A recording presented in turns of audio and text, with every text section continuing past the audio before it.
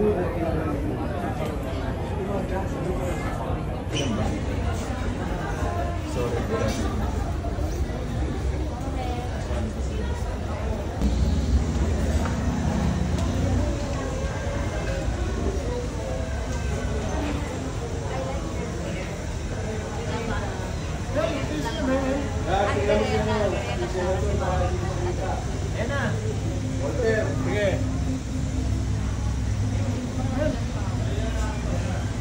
Parang may red carpet. GPS. Okay. Ito po, somewhere.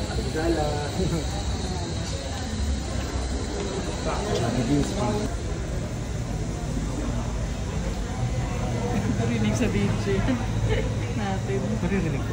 Nasasapaw tayo kasi siya yung malapit sa puso.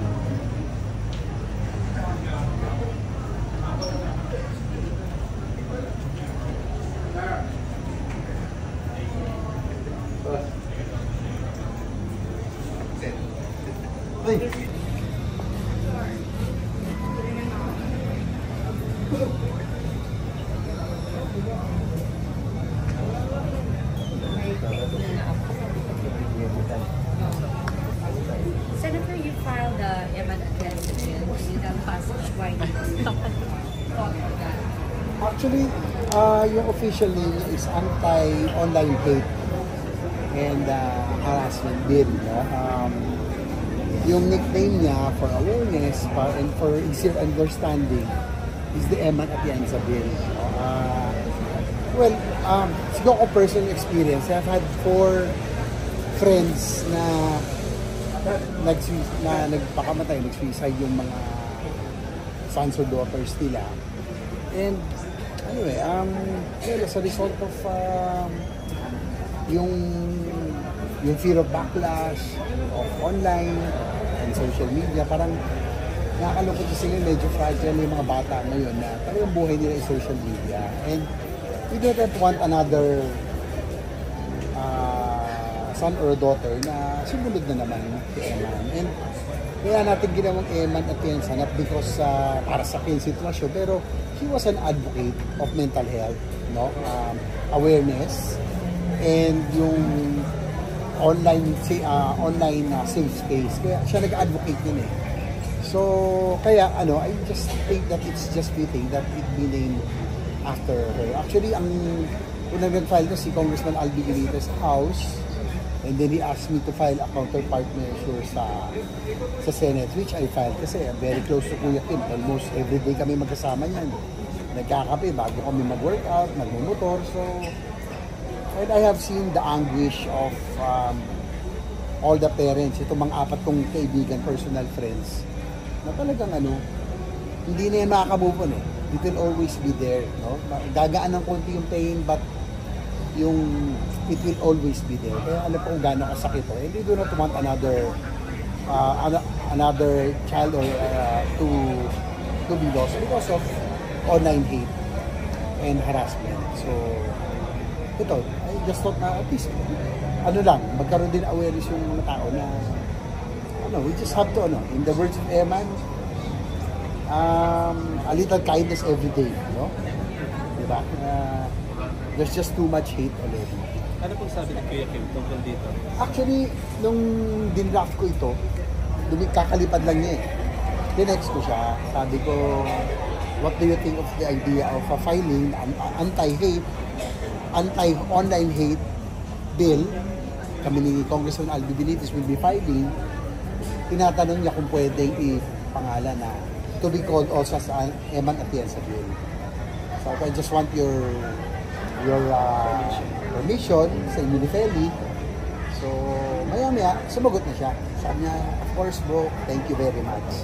Sabi ni Feli. So, yeah, when they arrived, nandito na, I handed them over the copy of the bill, no? Na may number na. So, yeah, very thankful naman si Feli and Kim. I hope, sabi nga lang, her death wouldn't be in vain. Sana ito na yung maging simula na talagang awareness and kontrahin yung hate, too much hate and harassment sa social media. Konting sa president, ngayong laman ng Well, ang maraming sasabi kasi meron ng redundant yan, may anti-cyberbullying na. Pero kasi in this bill, in particular bill, it defines yung what is hate and harassment. So magkakaroon din ng karampatang mga penalties. Siguro i-deactivate yung mga accounts kung talagang mapapatunayan. Pero kung sino man, ano man, paano yung mechanics ito, that we will find out. We will invite stakeholders, yung mga experts, of course. Kasama na rin yung mga psychiatrists, psychologists, who would know more or in authority to talk about mental health. Kasi hindi naman natin linya yan. So, ano lang to? This is just a draft bill. Wala pang final. So, we have to hear the opinions of the experts and the stakeholders. Senator JB, what? Gano'ng katagal po kayo? Well, ang realistic ko na isang bill, at least about 2 years bago makapasa. Kasi both houses pa, magkakaroon ng 3 hearings pa yan. So, very tedious, matagal ng lawmaking. So, pero sana, because of the, I would say that, yung pong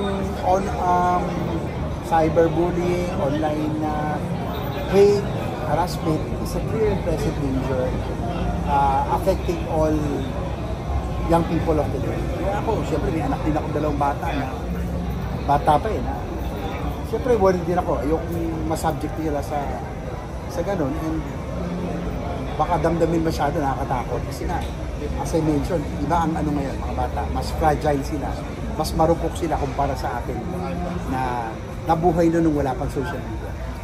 Senator JB, what can you say regarding the opinions of netizens na we should be going after the root cause, which is yung pagiging mahal nga ng mental health care, and it wants to file a bill to lower the health care? Well, that's the reason, sabay-sabayan natin na ipasa.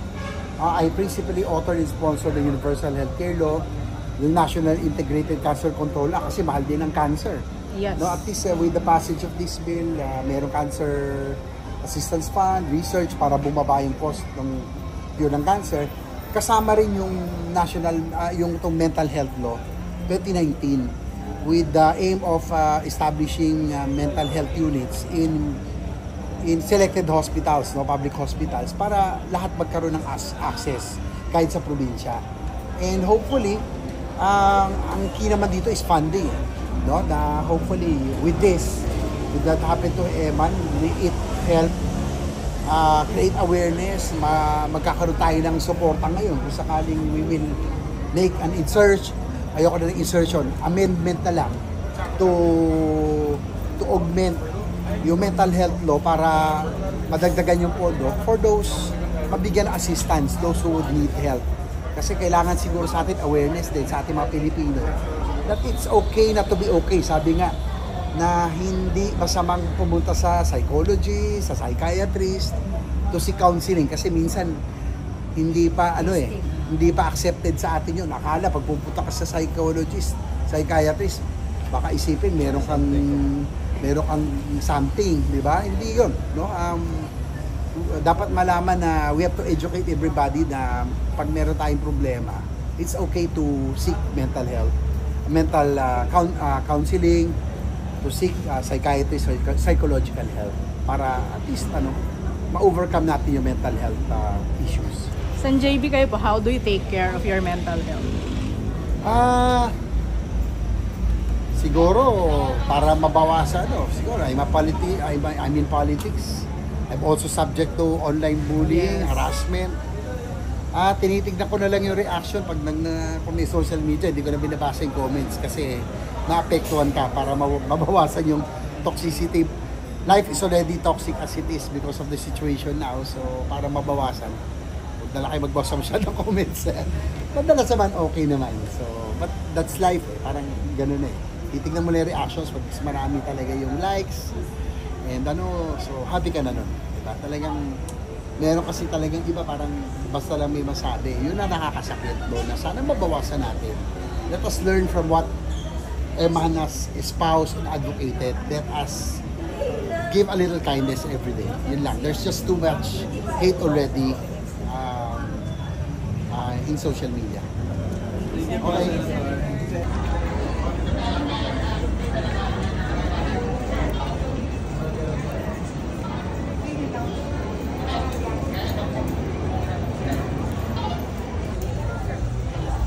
So they nipped it from the greenhouse.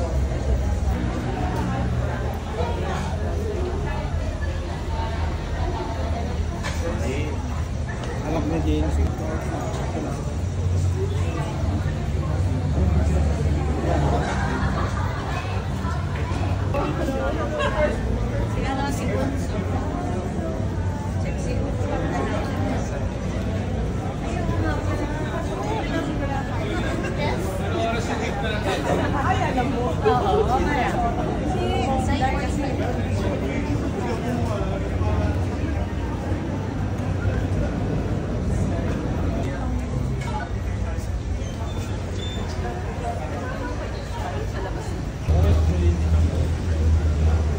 Hindi, pero si Kuya. Ayaw pa.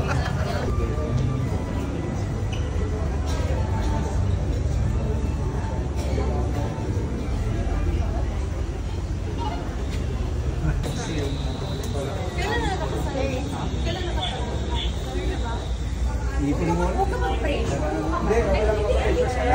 Alam mo to, ano may pressure? Andre. Oo na yan.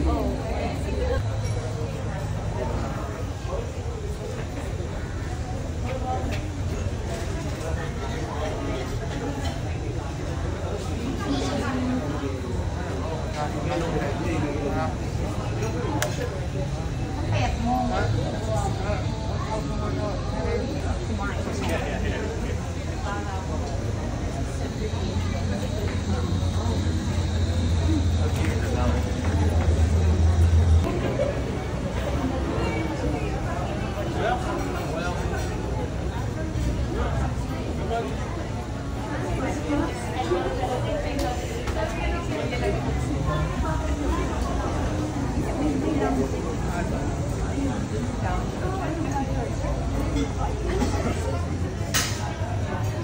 Anak niya ba ito?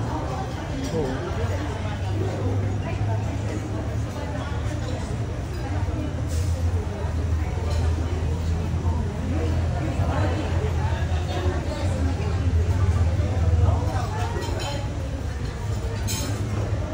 Si Ate eh.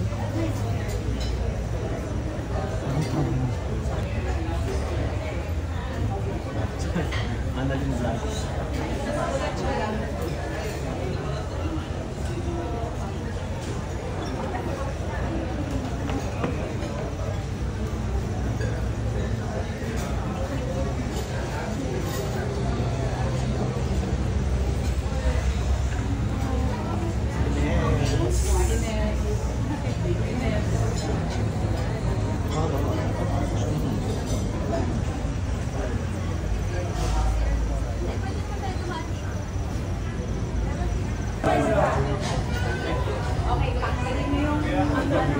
Dalawang oras na tayo dito si Walter. Extra mo na sana ako. Extra. Ano file ah? PBS yung kawakan mo. Halika na, Kuya Ramel. Tapos na yan. Kumain ka na.